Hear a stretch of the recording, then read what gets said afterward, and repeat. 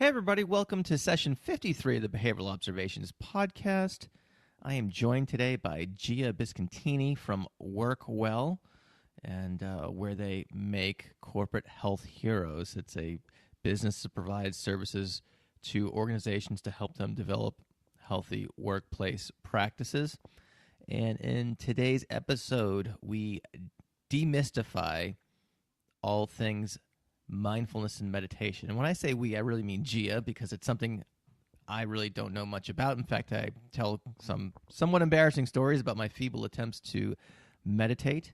But in this episode, we distinguish the differences between meditation and mindfulness. That's something I tend to mess up quite a bit. Gias tells a story about how she got into these practices and things like that, as well as provides a list of resources. Those resources can be found at behavioralobservations.com. The show notes are there for session 53. And she actually shared with us a little, she created like a mini white paper talking about the behavior analytic perspective on meditation. And you can download that at behavioralobservations.com, session 53. And it's just a straight download, no emails needed or anything like that. Gias also has a course that's available. So if you're interested in getting into meditation and mindfulness, she has a course called Behavioral Xanax 2.0, and she has graciously offered a discount for podcast listeners. So that is a 30% discount using the offer code OPERANT. Again, all this information is at behavioralobservations.com. Under this episode, and I don't want to really delay the interview any further, so without any further ado, please enjoy this wide-ranging conversation with Gias Biscontini.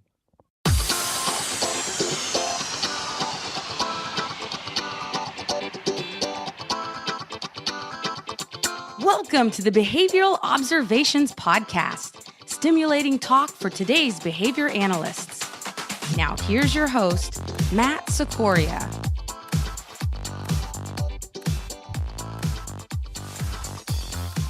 Gias Biscontini, welcome to the Behavioral Observations podcast. How are you doing today?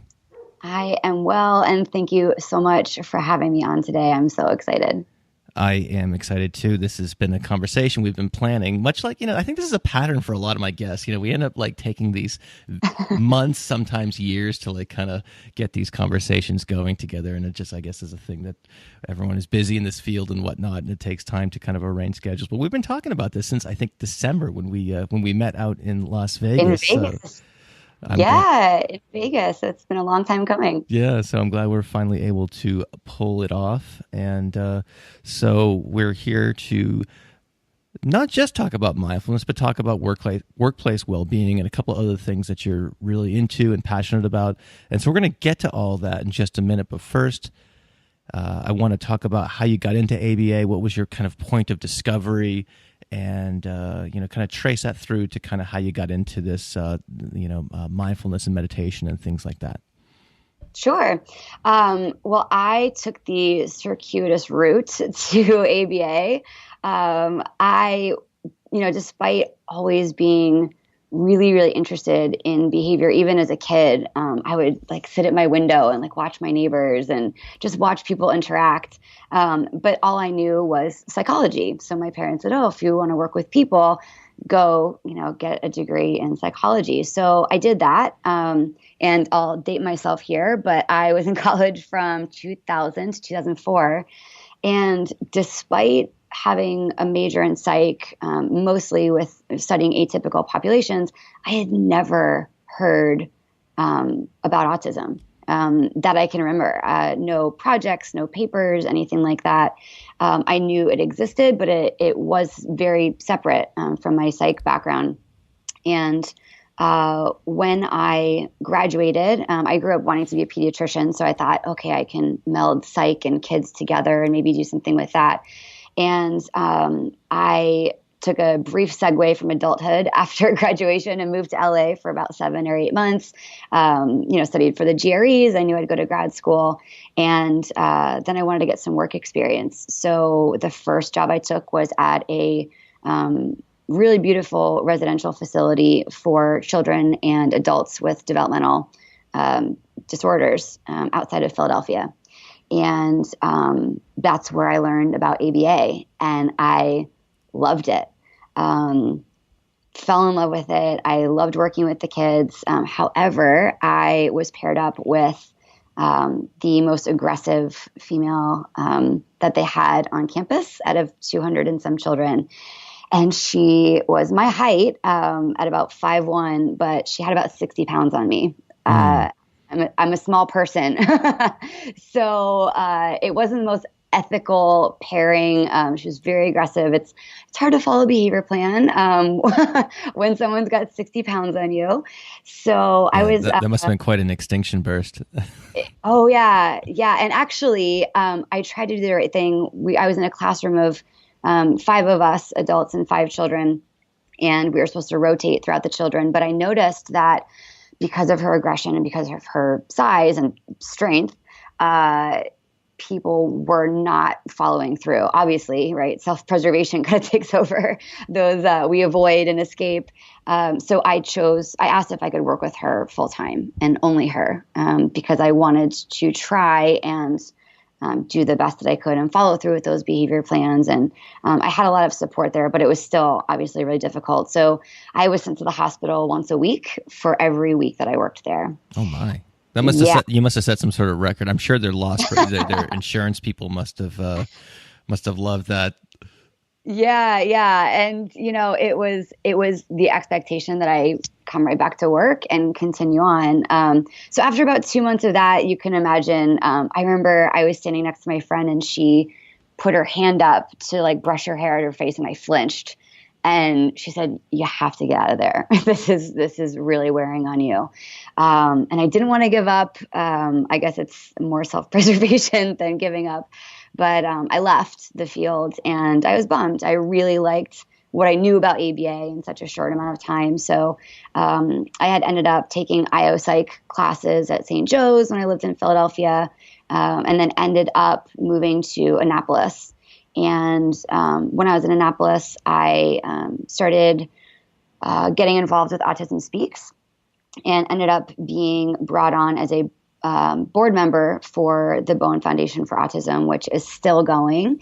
And through the Bowen Foundation for Autism, I was the liaison between us and the DC chapter of Autism Speaks. So I was reviewing applications and going to grad school at the same time.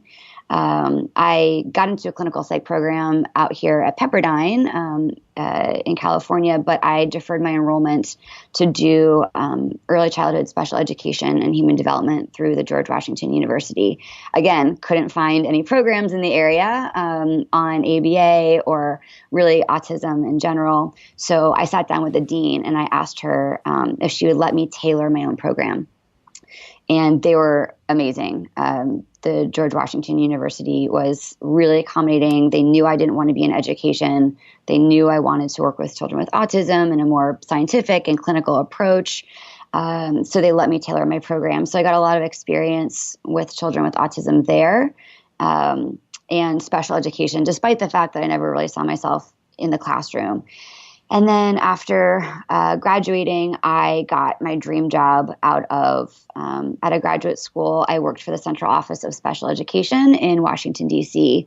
under then Chancellor of Schools, Michelle Rhee, and then Mayor Adrian Fenty.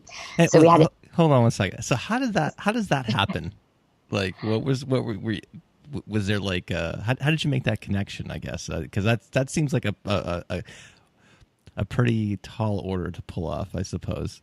Oh, I don't know. I always wanted to move back to California. So the plan was after grad school, I would move to California somewhere, but I graduated when the economy crashed. So I had to really network my pants off in DC and get to know people because I needed to work through my connections. So The George Washington University, GW, helped me out a lot, and just a lot of networking. It was trial by fire for sure. Applied for the job and got it. So I felt really, really lucky. I was working in this new $10 million evaluation center, one-way mirrors. We were really well set up, and I was got my first chance at leadership. I led a team of a psychologist, a speech, an SLP, an occupational therapist, and a physical therapist. And we had children come in ages 3 to 5 that were at risk for developing some sort of learning disability or developmental delay. And so I did assessments there and absolutely loved it. And I noticed that because of the population we were working with, they weren't super educated about child development. So we'd have a child that was flagged for speech, but we'd come in and it turns out the child's 4 and has never said a word, and they'd be hand flapping and doing all the red signs of autism. So I ended up creating their autism department within the government, which is essentially a startup within the government. So that really almost never happens, that the government does a super cool new program like this within the Central Office of Special Ed. But it was amazing. So I did their autism team. I flew to LA, got certified on the ADOS, and did all of that. And then after about 2 years in government, I had enough. I needed a break from the government world. Big things move really slowly, and I was learning that I moved very quickly. So I took a 1.5 years off and started a photography company, did that for a while, and then decided to go back to ABA. So I went to the George Mason University to do my postgraduate work and studied under Ted Hoke, who's now the president-elect of the Virginia Association for Behavior Analysis. And I've been there ever since. Hey everyone, as a BCBA, meeting your continuing ed needs can be challenging at times. That's why I have made selected episodes of the Behavioral Observations podcast available for Type 2 continuing education credits. That's right. You can meet a portion of your professional development requirements on the go. Currently, we have CEs for topics including functional assessment, ethics, and supervision. Come learn from podcast favorites such as Greg Hanley, Pat Fryman, Mark Dixon, as well as many other amazing guests. For more information, head on over to behavioralobservations.com/get-CEs. You can't go anywhere, I think, these days without hearing the word mindfulness, and it almost produces an involuntary eye roll, I think, for some segment of the population. I'm sure there's many people who are into it, and they're like, oh, yeah, okay, I get it, that's cool. And then there's folks who are like, oh, my gosh, if I see another article on Yahoo News about mindfulness, mindfulness this, mindfulness, so take us through the journey of how you kind of encountered that, and then we can get into the nuts and bolts of that a little bit later. But I want to know how you kind of found your way to that, and how you got into that, and kind of how you're using it today. And then again, of course, we can get into the nuts and bolts of how it all works and things like that as we go forward. Sure. So I was speaking to, my life in DC. I was a graduate student. I had a full-time internship, and I was on the board of directors for a company. So I was averaging about 4 to 5 hours of sleep a night. And I wanted to help manage my stress. So in about 2005, I started reading about yoga and mindfulness and meditation. But because I was in behavioral science, I wasn't supposed to read that stuff. It was a struggle. I read about these things for 2 years. Plus I was just intimidated to go to a yoga class. I'm an Italian East Coaster, and I did not, I did not relate to the really happy floating people that were coming out of the yoga and meditation classes. So I just kind of wished that I would have the nerve to walk into one of those classes and experience it for myself for a couple of years. And then 2007, I took my first yoga class and was blown away. I had grown up an athlete. I had grown up a ballet dancer. I had grown up, horseback riding. I was into everything, but I had never incurred anything like this. And I walked out of the yoga class and went to buy my first yoga mat, one of many, and So 2007 was about the time that I was in grad school. So my yoga and meditation experience started about the time that I started getting into behavioral science, and they lived very separately for a really long time. I ended up working at a large nonprofit where Tom Zabo, who does a lot of ACT stuff, was my research director, and I still remember talking to him and saying, why can't these two things live together? And that was just a couple years ago. And so for years and years and years, I had my yoga self and my BCBA self, and never the two twains shall meet. And one day they did. August of 2017, just this past year, a book came out called Altered Traits by Daniel Goleman and Richard Davidson. And it was about the time that I had left the nonprofit world. I was no longer practicing in a agency. I started my own practice. I had just gotten back from Europe. I had just started my own behavioral pediatric clinic. And I was looking for a way to help parents reduce their stress. And I always thought about yoga and meditation. I thought, I'm not a certified yoga teacher. That's a huge liability. I kept talking myself out of it. And then the book, Altered Traits, came along, and it has a neuroscientific backing to meditation. So I would agree, mindfulness is a nightmare for a behavior analyst. It has the word mind, which, as you pointed out, is just the eye roll and the, oh gosh, you're one of those people, and you immediately shut off and stop listening to the other person. But meditation is the behavior to me, and mindfulness is really this kind of esoteric, unclear results of meditation. Hang on one second. Go ahead. I'm sorry to interrupt, but that is. I was hoping you would distinguish between what is the difference between mindfulness and meditation, and could you just repeat that another time, just so we're clear on that distinction? Yeah. So to me, meditation is the behavior, and mindfulness is this kind of esoteric, unclear results of that behavior.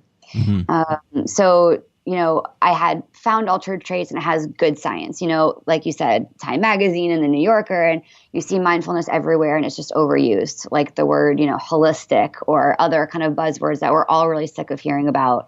Especially, I'm in San Diego, so it's everywhere. Oh my gosh. Yeah. It's everywhere. Hey man. Exactly. Yeah. It's culture change from DC. I'll tell you that. So mindfulness does occasion that response, especially for a behavior analyst. But to me, once Altered Traits came out and I had read the book, and there's good science behind meditation, I can go into some of those studies later. I thought, yes, this is it. This is the dream. This is what I've been thinking about for the past 10 years. I have good science that I trust, that I can use. So to me, it was almost like a study coming out that a plant-based diet is good for you, right? We can all agree that salads are healthy, and eating meat and French fries every day is traditionally bad for you. Like, we have that research. And now meditation, and I will tell you, the authors of Altered Traits, as well as John Kabat-Zinn, who does mindfulness-based stress reduction, will tell you point blank, there's not enough research. We're still working on it, right? Science takes a long time, but the research that we have, the good research that we have, is showing some really encouraging results. So that's why, that's how I kind of got into it and married behavior analysis and meditation and yoga. So let's talk about the science now that you brought it up. And one of the listeners, Freddie, wrote a question, and he said something to the effect of, how does she respond if someone says what she teaches isn't based on science? So you've kind of addressed that already, but my, I guess, follow-up question to that is something to the effect of, a lot of the science on this, if I'm not mistaken, and I'm very well could be, is based off of large groups designs, that things that are kind of foreign to us as behavior analysts. So, and I'm glad that some of these authors, as you point out, are highlighting the fact that, yes, they're, this is promising, but perhaps more, please, if you will. Can you talk about what kind of science or results or what kind of evidence is out there for this, especially as it relates to the different types of scientific endeavors that we as behavior analysts favor or prefer to see and kind of believe it provides better evidence. Mm-hmm. Sure. Yeah. And I, as a behavior analyst, completely get the questioning, is this really science? And to me, I think it took taking a step back from that word mindfulness and meditation and the stigma behind it and saying, okay, break this down behaviorally. What is meditation? I kind of throw mindfulness out the window because that phrase or that name doesn't do much for me, but meditation I focus on as a behavior. And to me, you can operationally, and first of all, I harbor no delusions about being a meditation expert. There are hundreds of different types of meditation to cultivate, they have loving kindness, to cultivate compassion, and they actually have measured all these things. Stanford does a really nice job with some of that. But the meditation that I've chosen to focus on is, to me, what's most behavioral and simple, which is basically just a focused breath meditation. So an operational definition could be, sitting in an active, comfortable position, not really laying back, and it's not laying down and taking a nap, right? You're actively sitting in a comfortable position and inhaling and exhaling voluntarily on, say, a 5 second, you can give a duration, a 5 second count of an inhale and exhale, while redirecting any disruptive private verbal behavior back to your breath or back to some sort of a stimuli, whether it's looking at a candle or something like that. So meditation focuses on redirecting your attention to something and focusing on breath. So to me, mindfulness, I think, is an issue for behavior analysts because we say there's no such thing as the mind, which is always, there's no such thing as the mind, most would say, most of us anyway. But there is such a thing as the brain. And our bodies need oxygen. And our bodies have stress responses that are unhealthy if your cortisol levels are elevated for too long. You're in that fight, flight, or freeze response for too long. So you can take a medical approach to it. So it's not this esoteric spiritual thing. And by the way, if you're in Southeast Asia, they think we are nuts for researching everything the way that they do. They've done this for thousands of years and they don't question it. Although I do understand why we do. But, to them, it's this practice that just is. And we're studying it. And so if you look at altered traits, they study what they call Olympic level meditators. Buddhist monks who've been doing this for years, they've got their 10,000 hours. They're considered experts, I guess, although they wouldn't use that term. And then they take novices, and then they take people like me who've been meditating heavily for maybe just 2 or 3 years. And they measure brainwaves, they measure biofeedback. So, to say it's not based in science isn't really true anymore, although I can see where that came from.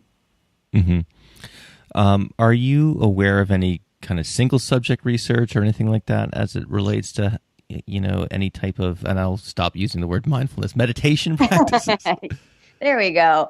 Yeah. So Richard Davidson is a neuroscientist out of the University of Wisconsin-Madison, and he is at the Center for Healthy Minds.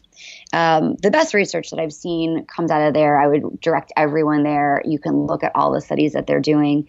And, Altered Traits has an appendix and, all of that. So they do look at groups, but they also look at, like I said, those taking that one Olympic level meditator, Buddhist monk, and looking at what that person is engaging in, what their brains are doing, and then contrasting that with, a brain like yours or mine. I see. Now, I'm going to be honest with you. I've never meditated, and I would think. Well, I mean, I shouldn't say that. I don't think I've tried to cultivate a practice of it.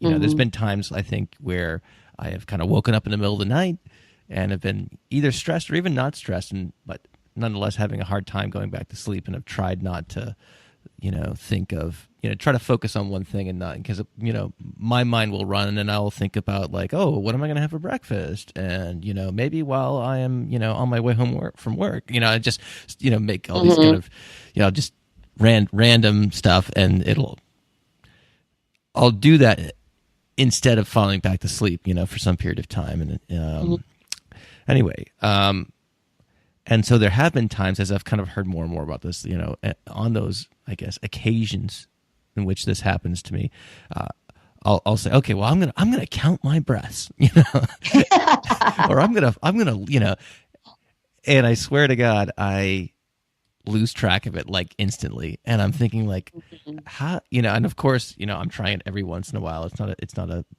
practice that's consistent per se, but can you talk to,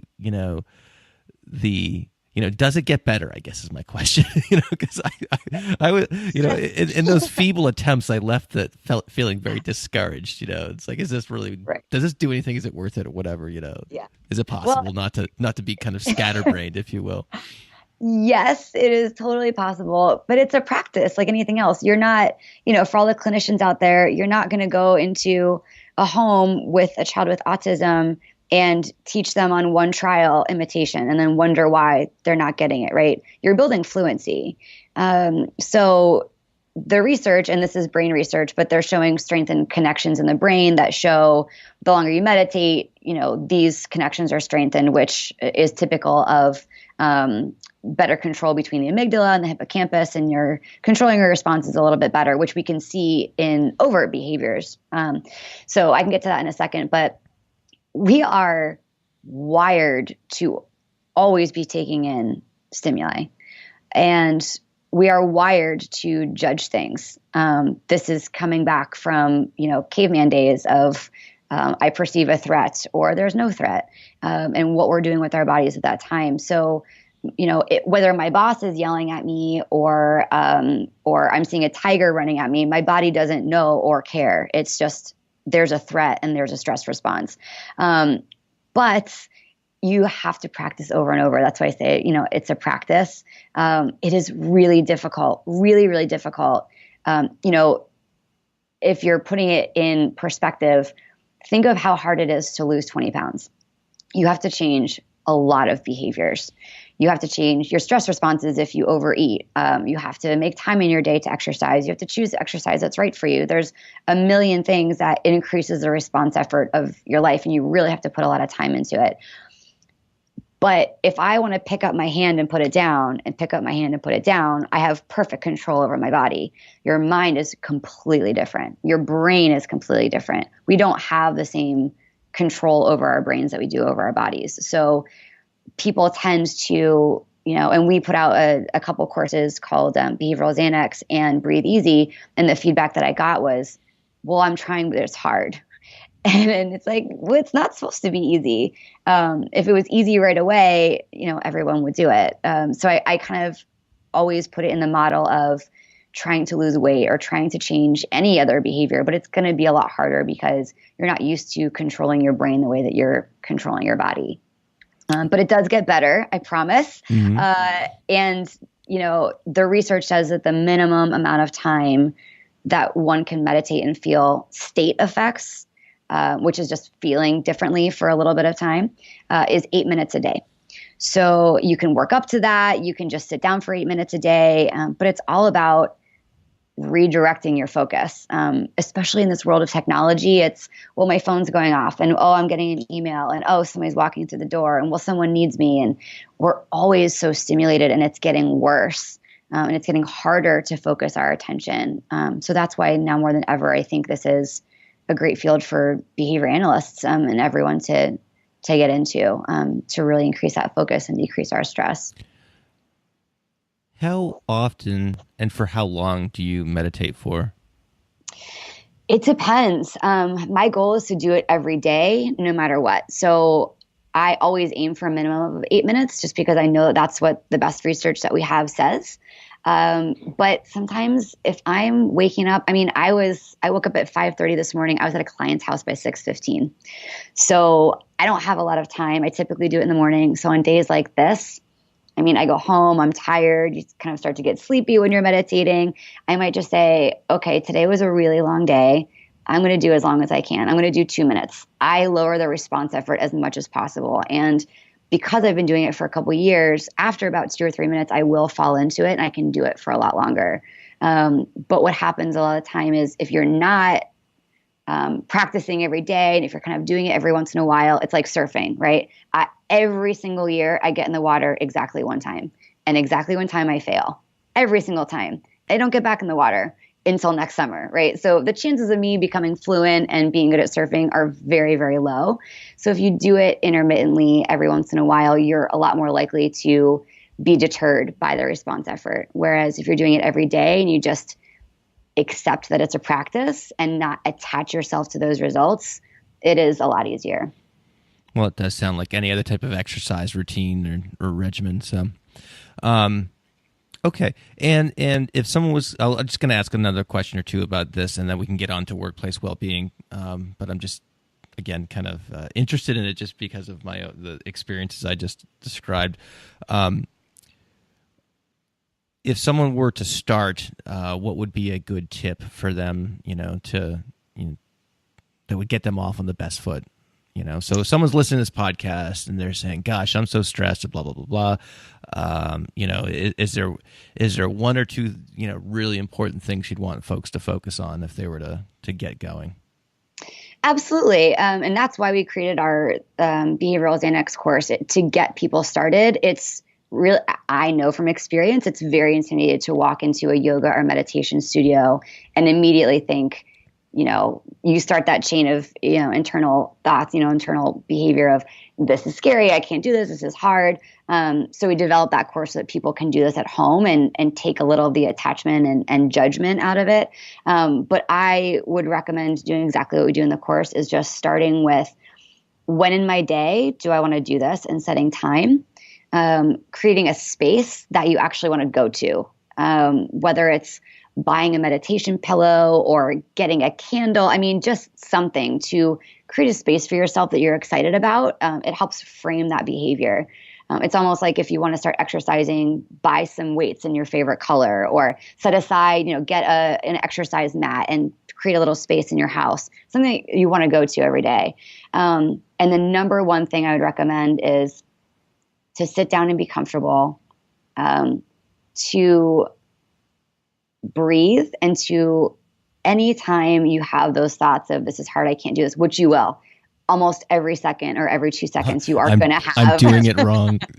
Exactly. I'm doing it wrong. I'm doing it wrong. This sucks. I'm terrible at this. I don't want to do this. And you get madder and madder and madder.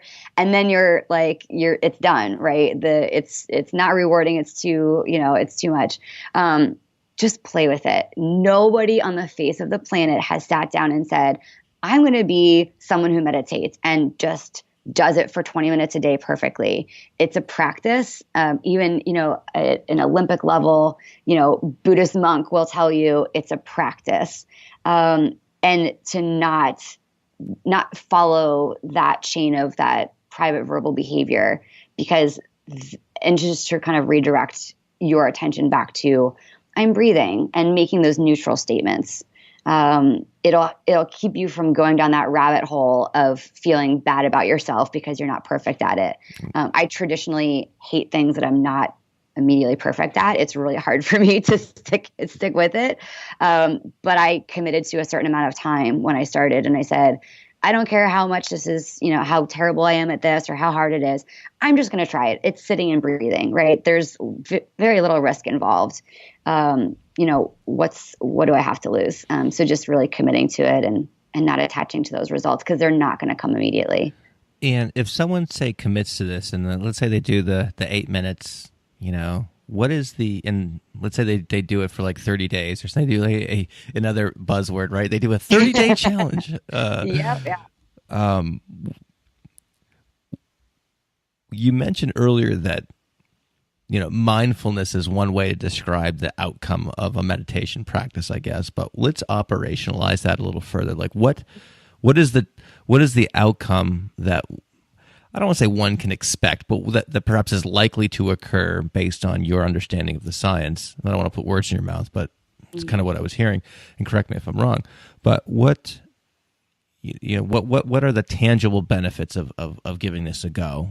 Let's say, and let's say someone, again, let's just make the assumption that someone commits to doing it for 30 days, and they do it 8 minutes a day, and they accept those unhelpful private events and continue doing it for the full 8 minutes or longer or what have you. Mm-hmm. So at the end of 30 days, or whatever that interval might be, what are some of the outcomes that are possible? Sure. So a non-behavior analyst might say reduce stress and increase focus, but that's not good enough for us, right? So I focus on specific stress behaviors. The whole goal of at least the meditation that we have in our courses and that I do for my own practice is to reduce stress and increase the amount of time I can attend to something before I get distracted. So, but however, we all have different stress behaviors. I did a couple polls actually on a Facebook group of behavior analysts and in our course with our students on what are the behaviors you engage in when you're under stress.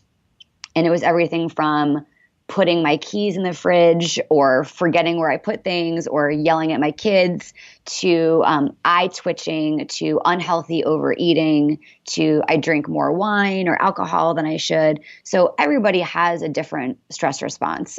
We have the same stress response in our body, the release of cortisol and other things, but what that looks like behaviorally is very different. So if you're under a lot of stress and I'm under a lot of stress, the same things are happening in our bodies, on a molecular, level, but our behaviors are going to be very different. I might grab a bottle of wine and you might go running. And one of those behaviors is healthier than the other. So one of those is not true, by the way, but anyway, that's neither here nor there. I'm not going to recommend things here, nothing wrong with a run or a bottle of wine. But that's why, instead of just giving you might run to a bottle of wine.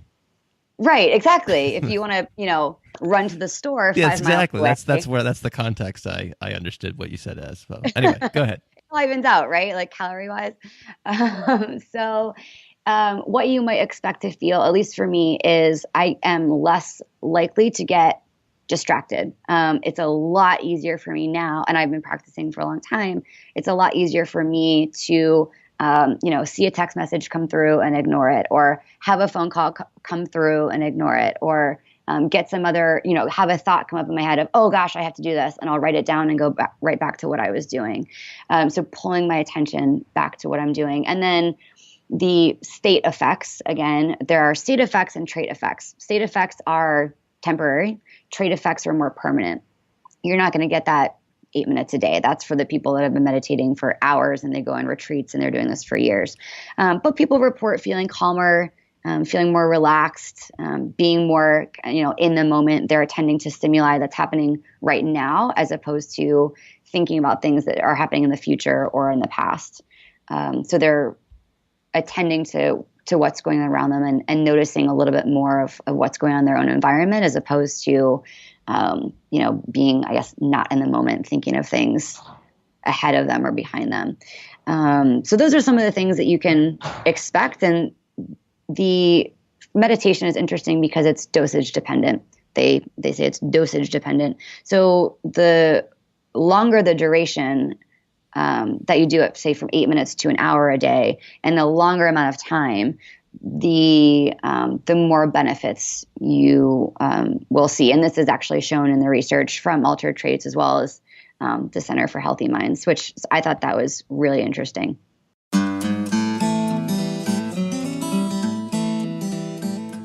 If you want to earn a free Type 2 CE while learning about what precision teaching can do for you and your clients, you're going to want to visit chartlytics.com/Matt.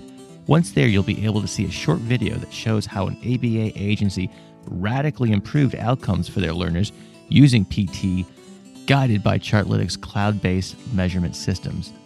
At chartlytics.com/Matt, you'll also find a free, newly revised and expanded ebook called Change Behavior, Change Lives Precisely. Finally, the team at Chartlytics offers intensive workshops on PT at various locations in the United States and Canada. You can find out where these are held at, you guessed it, chartlytics.com/Matt. If you do decide to attend one of these and you want to save a few bucks in the process, you'll find a coupon code there as well. So if you want to realize human potential through individual behavior change analytics, head on over to chartlytics.com/Matt. This all jives with some of the workplace well-being stuff that you're doing. And if you want to kind of describe the work well endeavor or brand or whatever you want to call it. To talk about that as well too, please.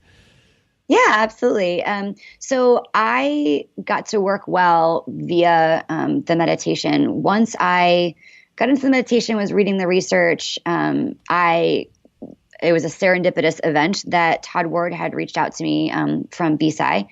And we had a conversation and he said, hey, how would you like to write for BSI? And I said, sure. And we had talked about, teaching critical thinking skills for supervision and some other ethical things. And I think I called him a couple of days later and said, how about I write about meditation and yoga? And he must have had a heart attack, but he went with it and allowed me to write that. And the article ended up being really, really popular. And it was terrifying for me to write as a behavior analyst. But I was getting emails from around the world, literally from around the world, from behavior analysts saying, I'm really stressed out and I want to meditate, but I feel like a bad behavior analyst. That was the pattern that I was seeing, which really concerned me and made me kind of sad. So I thought I want to keep going with meditation and mindfulness. I created Behavioral Xanax and Breathe Easy, our meditation courses. And through my research for the course, I got into public health research and research on stress and mostly workplace stress. And I took some surveys and did some polls, and it was crazy to me that out of the choices of behavioral difficulties that my child has and dissatisfaction at my job or relationship problems with my spouse, workplace stress and anxiety was by far the top cause of stress of the 100 or so people that I polled. Again, there could be some bias there, but to me, again, my networks are a lot of people in the field of behavior analysis, mostly with autism. A lot of people have kids, and I know what it's like to be around kids that are tantruming, and just the fact that their workplace was more stressful than that really resonated with me. So after I was done creating the courses at the end of last year, I realized that workplace stress is a public health concern. And the more I looked at it, I got to the point of realizing that chronic disease is shown to be caused by or exacerbated by stress. And one of the top places, if not the top catalyst, I suppose, for stress is the workplace. And I thought, we spend so much time at work. This is a huge stressor. I can work on a global approach to ameliorating public health concerns like stress and anxiety through the workplace. So we do meditation. Meditation is one of our areas through Work Well, but we also focus on leadership and performance management. So I'll get into that a little bit. Work Well was formed, and I realized that this was a large endeavor that I was taking on, and I had all these ideas, and I wanted to move quickly on it. So I took on, I leveraged social media, and I took on 3 team members to help me develop products, run social media, and to do business outreach and development. Could not ask for a better group of people. Our team's amazing. I've gotten the chance to lead again and create a company culture right from the beginning, a culture of health. And we say like a health-centric culture we have. So we're all really passionate about going into workplaces and using behavioral analysis to nudge and to modify and to influence behaviors that are health-related behaviors as opposed to behaviors that operate against our values of health. So what are some Work Well interventions, or what is a typical client, if there is such a thing? And so what are some ways in which you help companies? I mean, I get the teaching, the meditation piece, but you talked about some leadership and organizational stuff too. So can you kind of, I guess, conceptualize a case for us in terms of how you might work with an organization? Sure. So we are at the tail end of developing our health and business assessment. And basically, if you look at our logo, Work Well, instead of the O in work, it has a 3, and that represents the intersection between behavior, business, and health. So that's our model, and that's what we use. We have looked at what we, as behavior analysts, consider good science, and under leadership and meditation, mindfulness, we loosely categorize that, and performance management. And we've developed a health and business assessment where each item is tied to a piece of the research. So we might give a survey on, we might give a health and business survey to an organization of 50 people.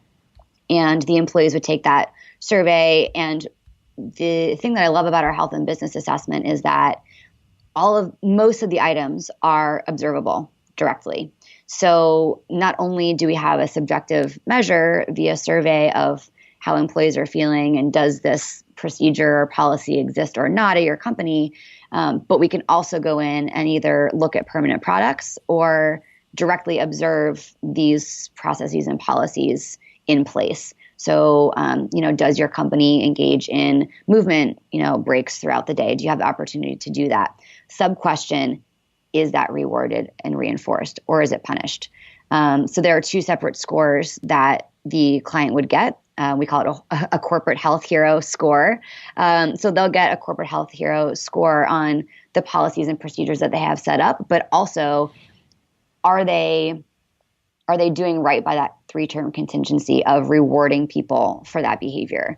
Or is it being punished? If you go on vacation or for a working meeting, you come back and it's more stressful than before you left and you've got 200 emails. What we see a lot, what I get a lot is, so you're a corporate wellness program. And to me, that's another phrase that we stay away from, because corporate wellness programs, there is some decent research out there to show that there is an effect, and that some of them can work, but these people creating these programs aren't behavior analysts. So they have healthy snacks in the break room and at meetings. They might have a meditation room or like a nap room, like at Google. But is the response effort high or low?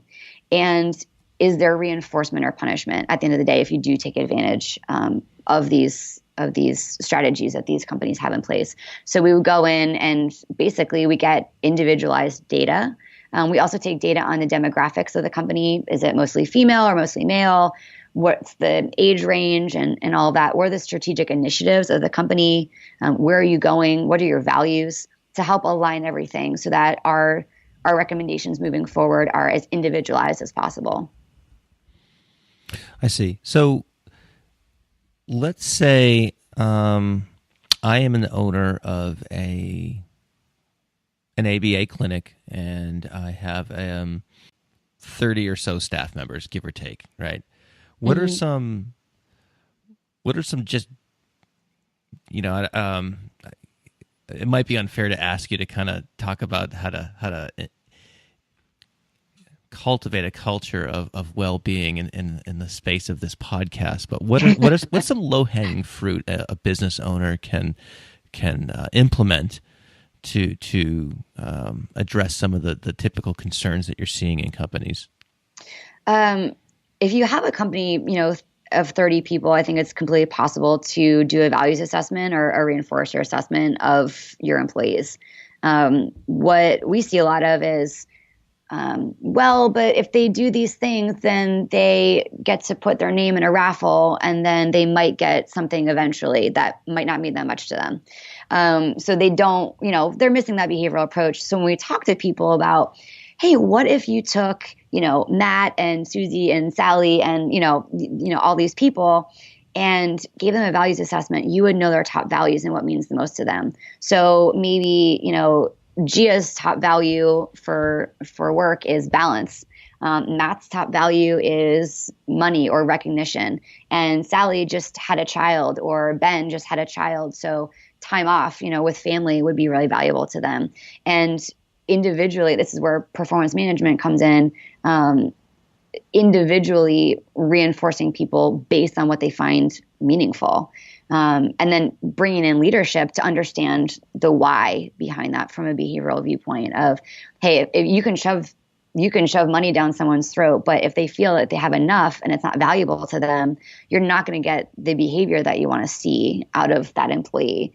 And they're more likely to leave if there's another company with a better work-life integration model or something along those lines.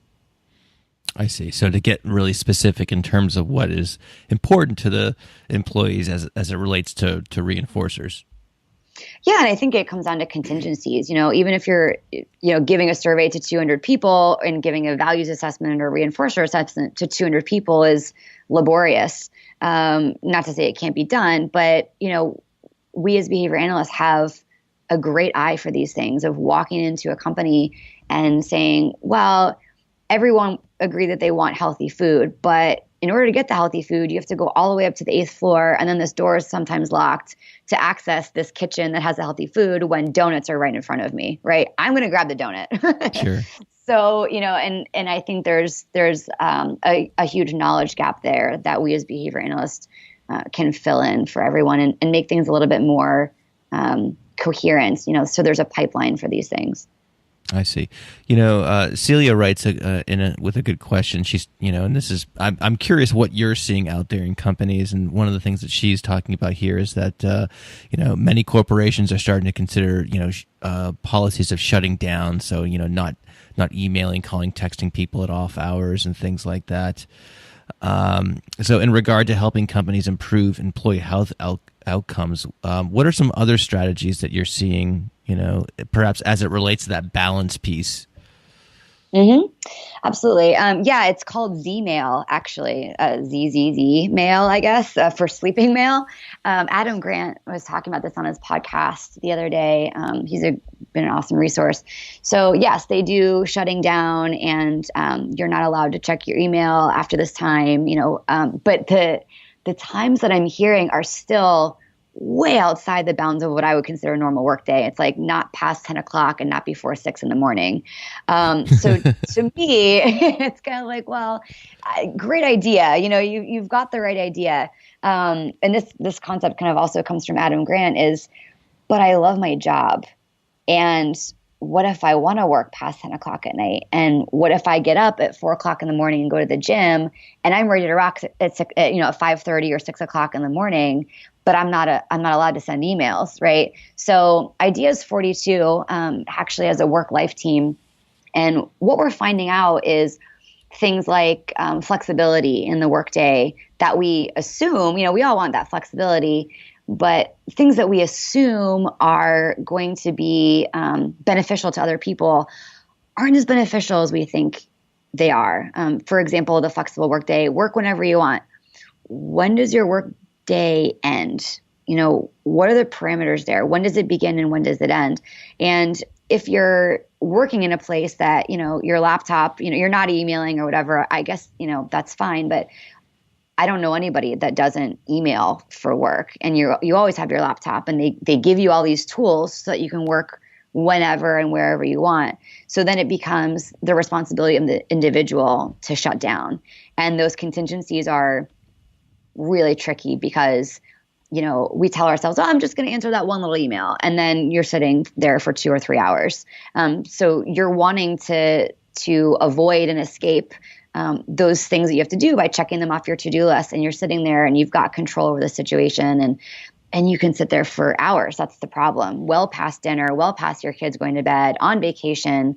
So the work-life team, I've spoken with the work-life team at Ideas 42, and they're doing some really amazing preliminary research on flexibility and autonomy, and really taking a behavioral approach and a critical approach to what we're actually doing to people by saying, sure, work whenever you want, but really meaning you can be working 24 hours a day if you really want to. And then, companies are saying workplace wellness and balance, it matters to us.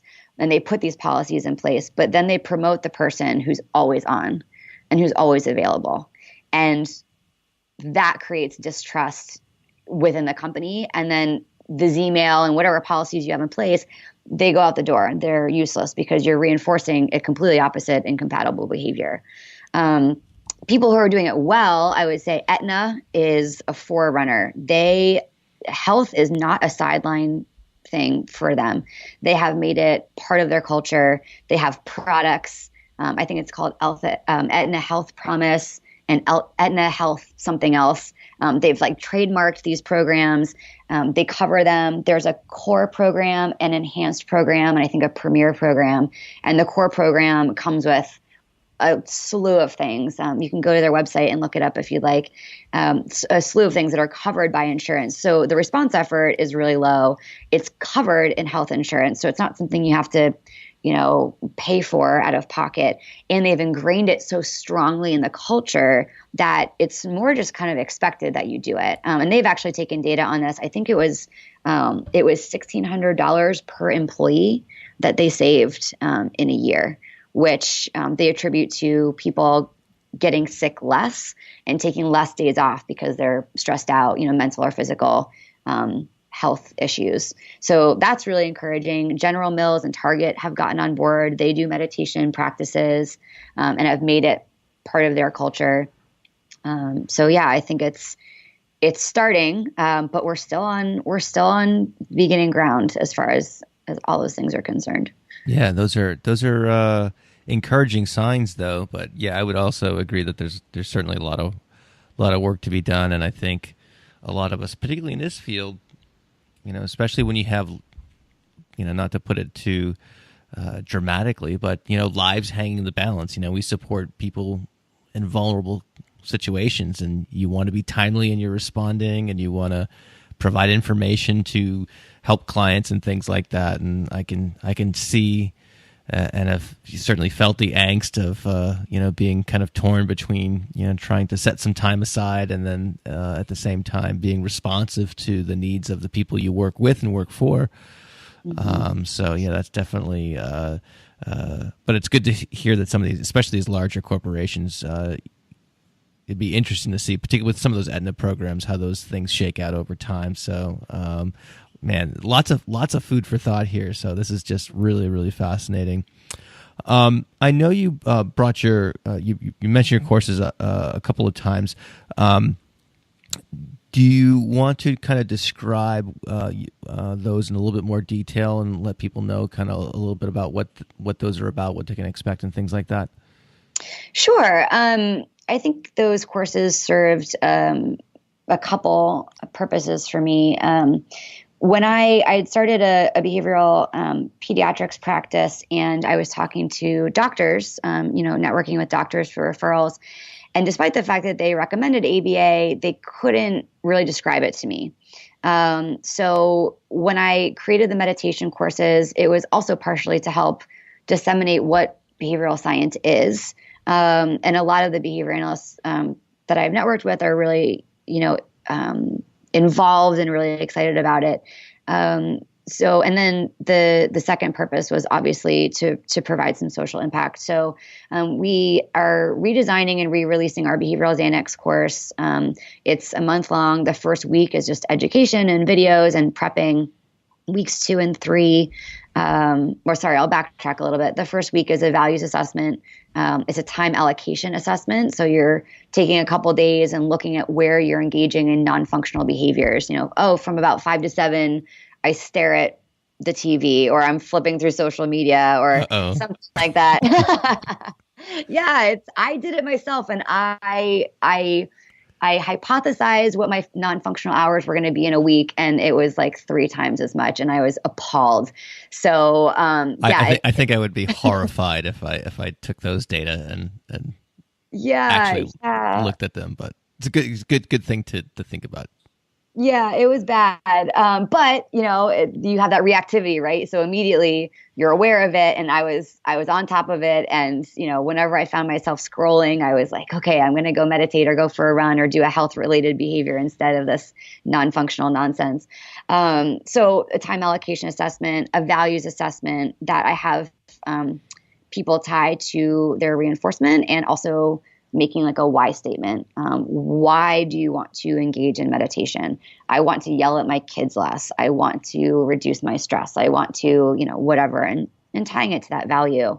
I think that's the best way to solidify that people will hang in there throughout the month, because like I said, it is hard. And a couple weeks of meditating might show some state effects, but you're going to have to do it a lot longer. So I really wanted to make it fun and engaging and tie it to something that people individually cared about.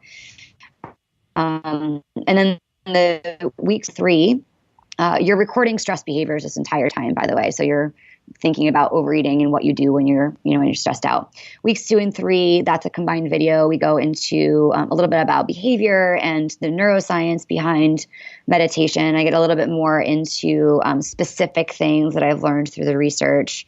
So a lot of education and content there. We do some videos. I have videos from Russell Harris, which I really like. A couple of videos on what mindfulness and meditation actually is, just to keep it interesting and fun. And then you start your meditation practice week 2. So weeks 2 and 3, you're practicing. I give some examples of what a space might look like and some of the things that our team uses. And then in week 4, we're really just working on maintaining the practice and troubleshooting. So I provide some different things, some ways that you might want to change up your meditation practice, different stimuli, you can involve. And then we finish off, looking at stress behaviors of the individual and seeing where they go.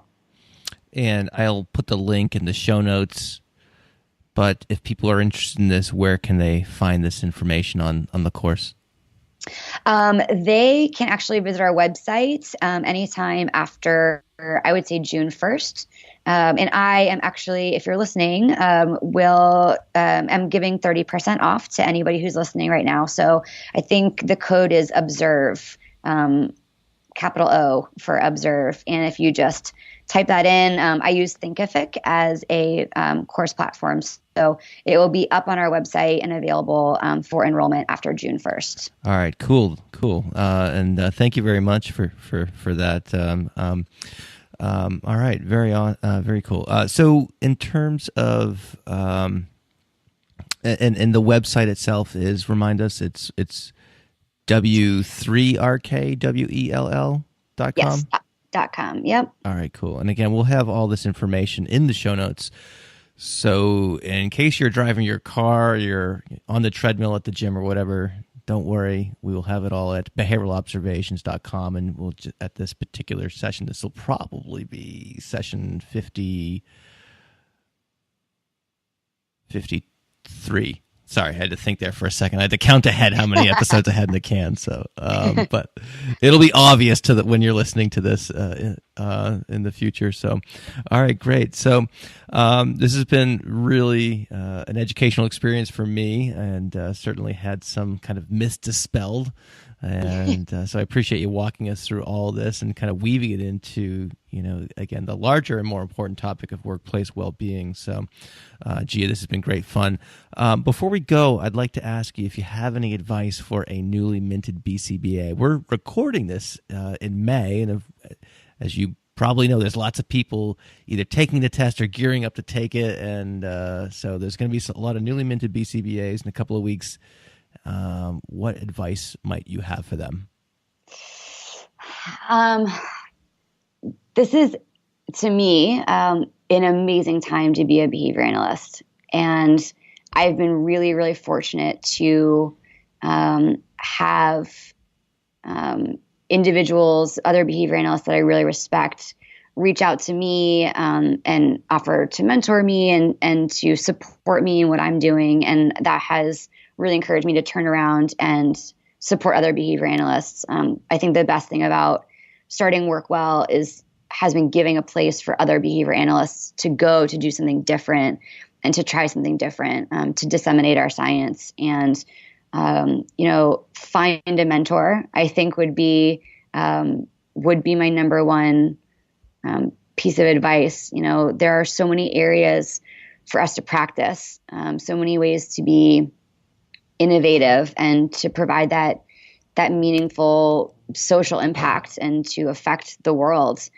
And I don't want to deter people away from the clinical side. We need good clinicians and good supervision and good leaders. And that's a whole other podcast. I could talk about that forever.